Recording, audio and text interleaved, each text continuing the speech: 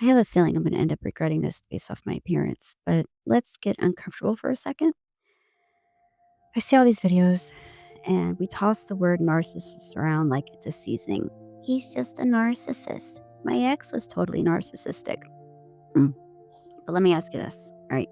Have you ever needed validation? Like, have you ever admired your reflection or ever dominated a conversation or posted a selfie with the caption, I needed this reminder today, but really hoped someone else would say it too? So if so, welcome to the human race. Ah, here's the truth. We all have narcissistic traits. It's part of being human. But that doesn't make you a narcissist in the clinical sense. And it definitely doesn't mean you have narcissistic personality disorder or NPD. Today, I think it's time that I pull back the curtain on what narcissism really is and how it overlaps with Machiavellism and what it means to take radical accountability for the ways we all manipulate, perform, or protect. Don't pretend you don't. So, because healing isn't just about spotting the villains, it's about facing our own masks, okay? So, let's start with Machiavellism. Not as catchy as Narcissist, but way more dangerous than silence, right? Machiavellism comes from the political writings of Niccolo Machiavelli, who believed that manipulation, deceit, and exploitation were fair game if it meant achieving your goal. And in psychology, it's one of the dark triad traits alongside narcissism and psychopathy. Okay? You still with me? Great.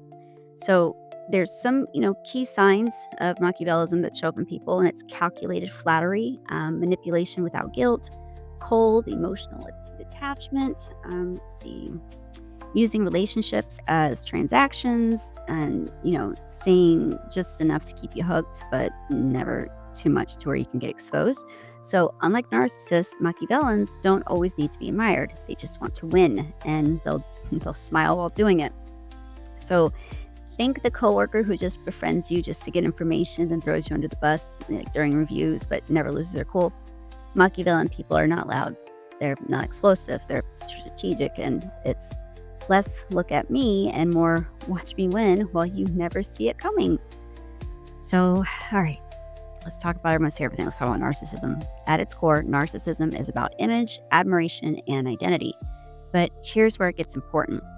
Narcissism is a spectrum. We all need validation, we all want to be seen, and we all want to feel worthy. Healthy narcissism gives you confidence to speak up in a meeting. It helps a child say, Mom, look what I did. It even pushes entrepreneurs to put themselves out there. But when it comes to crosses the line into entitlement, exploitation, lack of empathy, and inflated sense of importance, that masks deep shame. That's when it becomes malignant narcissism. Okay? Here's where most people get it wrong. Not every narcissist has NPD. Narcissistic personality disorder is a clinical diagnosis. It's not a buzzword, and it requires a pervasive pattern of the following, and this is according to the DSM-5. Grandiosity, such as in fantasy or behavior, the need for excessive admiration, interpersonal exploitation, lack of empathy, arrogance, belief in their uniqueness or superiority. And this isn't someone who brags on Instagram. This is someone who consistently destroys boundaries, gaslights and devalues, makes everything about them, cannot handle criticism without attacking, and uses charm as bait, then switches to cruelty. And yes, many people, especially in narcissistic abuse recovery, realize in hindsight that they were dancing with someone who checks every one of those boxes. But that's not everyone who posts a selfie. And that's not you just because you needed a compliment, okay? Here's the golden truth. We all have narcissistic traits. That doesn't make us pathological. It means we're human. The danger comes when we stop being self-aware. There's a difference between I want to feel seen versus you exist to worship me, or I need reassurance versus you're not allowed to have needs. I have ambition versus I'll manipulate, fake, or destroy to win. Sorry, how to do that. But we all want to feel important sometimes. But accountability means asking, do I see others as people or props? Think of that promotion. Yeah. Let's turn the mirror back on us. Ask yourself, when was the last time I needed admiration? Do I perform a version of myself to be liked? Have I manipulated a narrative to protect my ego? And can I tolerate not being the center of attention? Yeah. What parts of yourself did you once label toxic that were really just protective?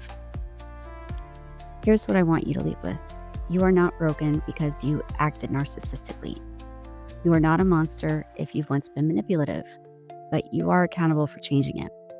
Healing requires radical honesty, not just about the people who hurt you, but about the ways you have protected yourself, even if it looked like control, charm, or codependence. And that's why we do shadow work. Not to shame ourselves, but to stop repeating what hurt us. Okay? So, I'm Christina, and this has been, my little talk. I like to call it Facing the Mirror. And if this episode hit home, if it stirred something, challenged you, or even pissed you off just a little, I encourage you to lean in. You can find me, you can stalk me, you can see all the stuff I do online. I have groups, communities for deep feelers, cycle breakers, all that kind of stuff. But just remember, healing isn't about being perfect. It's about seeing clearly even when it's messy. I'll see you next time.